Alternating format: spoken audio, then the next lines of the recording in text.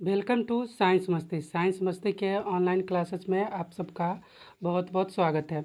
इससे पहले हमने पेरिफेरल नर्वस सिस्टम में जाना था कि जो पेरिफेरल नर्वस सिस्टम होता है वो पूरी तरह से नर्व से बना होता है, जिसमें हमने कार्नियल नर्वस, स्पाइनल नर्वस और विस्करल नर्वस के बारे में भी पढ़ा था। अब हम लोग पढ़ेंगे रिफ्लेक्स एक्शन एंड आर्क का। इससे पहले आपने पढ़ा था वॉलेंट्री एक्शन और इनवॉलेंट्री एक्शन। वॉलेंट्री एक्शन के बारे में पढ़ा था कि ऐसे एक्शन जो कि हमारे कॉन्शियस में हो, जो कि हमारे ब्रेन के द्वारा किया जाए, ब्रेन उसको समझे। लेकिन कुछ ऐसा एक्शंस भी होते हैं जो कि ब्रेन की बस की बात नहीं होती, जो हमारे बिल पावर अगर हम नहीं भी कहे चाहे तब भी वो हो के ही रहेगा। जैसे आँख पलक झपकना या छींकना, ये सारे चीज़ जो है वो हम नहीं भी चाहेंगे तब भी उसको करना ही पड़ेगा। दूसरी चीज़ है कि ऐसे ही क्विक एटोमेटिक रिस्पॉन्स को किसी स्टिमुली के प्रति जो होता है स्पाइनल कॉर्ड के द्वारा, जिसमें सिर्फ स्पाइनल कॉर्ड ही इन्वॉल्व रहता है, उसे हम लोग रिफ्लेक्स एक्शन कहते हैं। मतलब कि ऑटोमेटिक रिस्पॉन्स जो कि बहुत तेज़ी से हो और उसमें सिर्फ किसका रहे, उसमें स्पाइनल कॉर्ड का ही सिर्फ काम रहे। जैसे देखो, it is a quick automatic response to the change in environment stimulus that involves only a spinal cord reflex action occurs within fraction of second। मतलब कहता है कि यह एक क्विक ऑटोमेटिक रिस्पॉन्स होता है जो कि इन्वायरमेंट में जो चेंजिंग होता है स्टिमुलस के प्रति होता है। ओनली स्पाइनल कॉर्ड, सिर्फ स्पाइनल कॉर्ड इसमें रहता है सम्मिलित। Reflex action occurs with in fraction of second, मात्र फ्रैक्शन ऑफ सेकेंड, मतलब थोड़ा सा समय, जैसे पलक झपकना, तो ये सब क्या होता है फ्रैक्शन ऑफ सेकेंड में ही हो जाता है। छींकना वो सब क्या होता है फ्रैक्शन ऑफ सेकेंड में आ जाता है। तो जो फ्रैक्शन ऑफ सेकेंड में वर्क हो रहा है और जो कि ऑटोमेटिक और क्विक रिस्पॉन्स है, उसको हम लोग कहते हैं रिफ्लेक्स एक्शन। अब रिफ्लेक्स एक्शन होने का जो पाथवे होता है, जो रूट होता है, उसे हम लोग कहते हैं रिफ्लेक्स आर्क कहते हैं। क्या कहते हैं?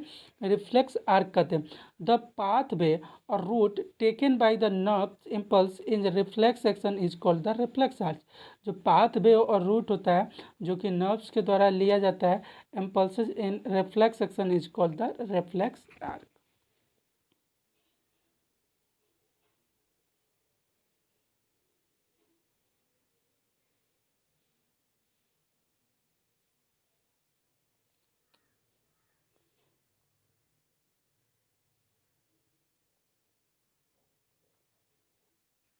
तो हम लोगों ने रिफ्लेक्स एक्शन, रिफ्लेक्स आर्क समझा। रिफ्लेक्स एक्शन क्या मतलब होगा? जो ऑटोमेटिक रिस्पॉन्स है स्टिमुलस के प्रति, जिसमें सिर्फ स्पाइनल कॉर्ड सम्मिलित रहेगा, इन्वॉल्व रहेगा, उसको रिफ्लेक्स एक्शन कहते हैं। और रिफ्लेक्स आर्क होगा उसी का जो पाथ वे है, जो रूट है, उसे हम लोग रिफ्लेक्स आर्क कहेंगे। अब आ गया कि टाइप ऑफ रिफ्लेक्सेज और रिफ्लेक्स एक्शन। जो टाइप है रिफ्लेक्सेज क्या या रिफ्लेक्स एक्शन का, उनको पढ़ने का। तो एक नंबर में आता है सेरिबेलर रिफ्लेक्स। और सेरिबेलर और corneal reflex is one that is controlled by one of the corneal nerves.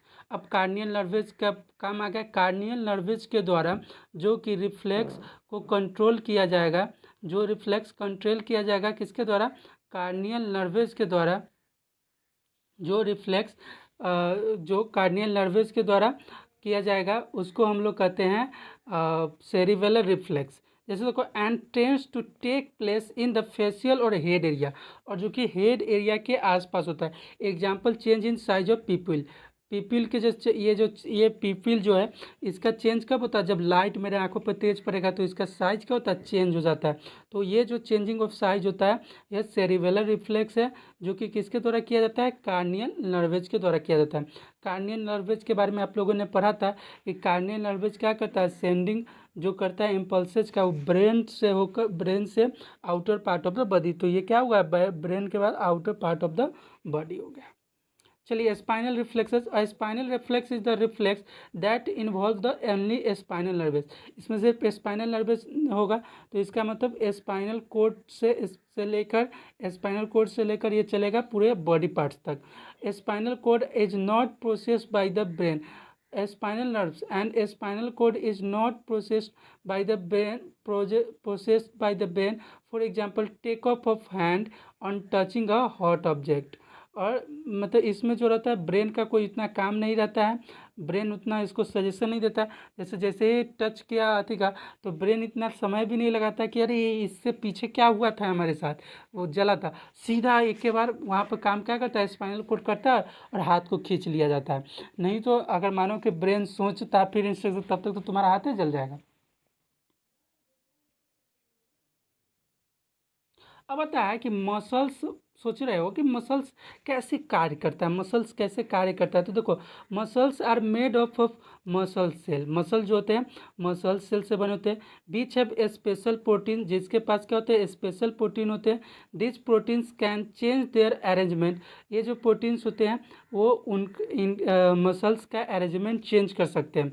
On receiving message from brain, brain से जैसे ही मैसेज करे रिसीव करेगा वो, मतलब कि मसल्स जो होता है मसल सेल से बना होता है, और मसल्स जो होते हैं सब प्रोटीन से बना होता है। ये प्रोटीन क्या कर सकते हैं, जब ब्रेन से उसको जिस प्रकार का इंस्ट्रक्शन मिलता है वैसे वो मसल्स को चेंज कर सकते हैं, मसल्स में मोशन ला सकते हैं। When they do so, shape of muscle change. जब वो वो काम करता है, जब वो कार्य करता है, जब वो उसको ऐसा बताया जाता है कि ये करना है, तो वो क्या करता है, proteins shape of muscles change कर देता है। They can contract and expand, contract कर सकता है, सिकुड़ा सकता है, फैला सकता है, जिससे कि क्या होता है कि मूवमेंट होता है। तो इसी कारण मसल्स में जो मूवमेंट होता है प्रोटीन्स के कारण होते हैं। जैसे ब्रेन उसको इंस्ट्रक्शन देगा वैसे वो एक्सपेंड और कॉन्ट्रैक्ट करता है। इससे ही हम लोग कहते हैं कि मसल्स का मूवमेंट भी कहते हैं। चलिए, तो मसल्स का मूवमेंट आप समझ लिए होंगे, नोट पढ़िएगा अच्छे से, आपको समझ में आ जाएगा।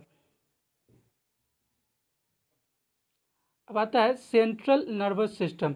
तो आपको पेरिफेरल नर्वस सिस्टम पूरा समझ में आ गया होगा। कोशिश कीजिएगा उसको 2 से 3 बार पूरा याद कर लीजिए कि पेरिफेरल नर्वस सिस्टम क्या चीज़ है, वो चीज़ हम लोगों ने पढ़ लिया। अब सेंट्रल नर्वस सिस्टम क्या है। The central nervous system is compose of the brain and the spinal cord. Central nervous system जो होता है सिर्फ ब्रेन और स्पाइनल कॉर्ड से बना होता है।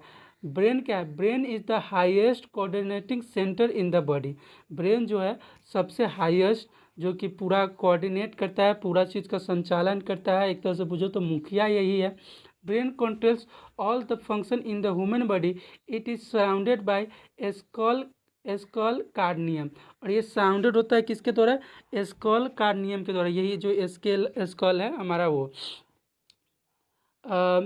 सेरिब्रोस cerebrospinal fluid is filled between the skull. अब इस स्कल के अंदर जो होता है वो कौन फ्लूइड होता है, सेरी सेरेब्रोस्पाइनल स्पाइनल फ्लूइड होता है। इसका नाम है सेरेब्रोस्पाइनल फ्लूइड।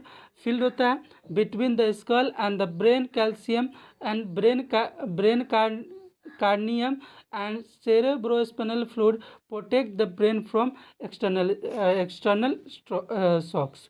मतलब कि अब मानो कि ये पहले तो स्केल से बन गया, अब स्कल के अंदर में क्या चीज़ है कि सेरेब्रोस्पाइनल फ्लूइड है। ये फ्लूइड क्या करेगा कि अगर मानो ऐसे चोट चोट लगता है होता है तो उससे क्या करेगा कि इसको इसको बचाए रखेगा, इसको मतलब चोट एक्सटर्नल चोट से फ्लूइड क्या करता है कि बचाए रखता है हमारे ब्रेन को। अब ब्रेन के पास 3 पार्ट है, एक है फोर ब्रेन, एक है मिड ब्रेन, एक है हिंड ब्रेन। अब फोर ब्रेन क्या है, it is the most complex part of brain. यह क्या है, मोस्ट कॉम्प्लेक्स पार्ट है, ब्रेन का सबसे कॉम्प्लेक्स पार्ट यही होता है। कोई पूछे कि ब्रेन का सबसे कॉम्प्लेक्स पार्ट क्या है, तो ब्रेन का सबसे कॉम्प्लेक्स पार्ट फोर ब्रेन है। अब इसका काम क्या होता है, थिंकिंग। सोचने का काम यही करता है। मेमोरी यहीं पे होता है। अब क्या GB का मेमोरी तो तुम ही जानोगे कि 4 GB मेमोरी है या 64 GB रखा हुआ है तुम अपने पास, तो वो तुम्हारे ऊपर है। तो इसके पास क्या क्या चीज़ है, ये थिंकिंग पार्ट होता है, उसके बाद मेमोरी है इसके पास।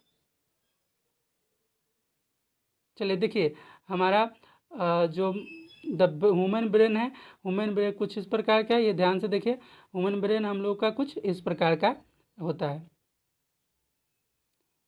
और यही है। यहाँ पे देखो, ये हो गया तुम्हारा ये हो गया तुम्हारा ब्रेन, और उसके बाद यही गया स्पाइनल कोड, यही गया स्पाइनल कोड। ठीक है, तो ब्रेन और स्पाइनल कोड से सेंट्रल नर्वस सिस्टम बना होता है। ब्रेन सबसे कोऑर्डिनेटिंग थिंग है। अब देखो ब्रेन का आगे देखते हैं, ब्रेन के पूरे पार्ट्स को हम समझते हैं एक बार से। सेरिब्रम, देखो यही है सेरिब्रम, ये हो गया पूरा सेरिब्रम। ये वाला जो बीच में आ रहा है वो मिड ब्रेन, और मिड ब्रेन के बाद देखो ये जो जिस चीज़ से बना हुआ है, ये जो है स्कल हो गया या कार्नियम कह सकते हो उसको, स्कल या कार्नियम। यहाँ से स्पाइनल कोड जुड़ गया, और जो इंस्ट्रक्शन देगा स्पाइनल कोड इसका काम करेगा। और ये वाला पार्ट जो सबसे लास्ट में आ रहा है वही हो गया हिंड ब्रेन, जो कि हम लोग के इधर सामने वाला पार्ट हुआ। तो समझ गए ये चीज़। और बात समझ लीजिए कि ब्रेन क्या होता है, कि ब्रेन का आउटर सरफेस जो होता है वो स्कल या कार्नियम से बना होता है। कार्नियम कहलाता है। अंदर में किसी बाहरी एक्सटर्नल स्ट्रोक से बचाने के लिए, एक्सटर्नल अटैक्स से बचाने के लिए इसमें सेरेब्रोस्पाइनल फ्लूइड होता है, जो कि उसको एक्सटर्नल स्ट्रोक से बचाता है। फोर ब्रेन, हिंड ब्रेन, इन सारे चीज़ों के बारे में हम लोगों ने समझा। चलिए